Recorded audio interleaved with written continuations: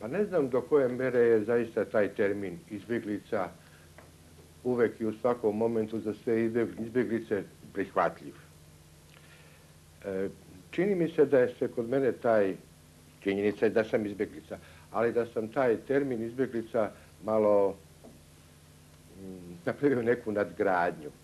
Naime, u izbjeglištvu imam dosta iskustva. Prvi put sam bio izbjeglica 1941. godine, kada sam iz Hrvatske, iz Karlovca, svog rodnog grada, morao da bežim u Beograd. I verovao sam i tada, i 1941. i 1944. kada je Beograd oslobođen, i 1945. kada je rat završen, da je to nešto čega ćemo se samo možda sećati sa nekom tugom.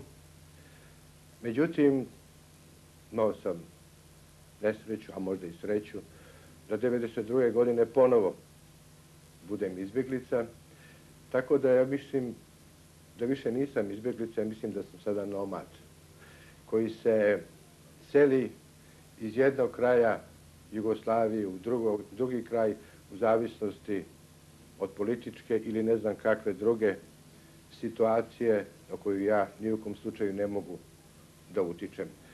Mislim da su stvari mi koji se zovemo izbjeglici, da smo mi ljudi koji smo nijotkud i koji gde god da boravimo privremeno.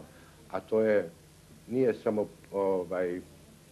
okolnost u ovom ratu koji smo doživjeli, u Drugom svjetskom ratu i ovom koji je još uvek u toku, nego da nas to prati barem nekoliko vekova. Jer i moji koji su došli u Liku i u Kordun, i oni su tamo izbjegli. Prema tome, takva nam je sudbina da bežimo, prema tome to više nije bežanje, nego to je nomadstvo.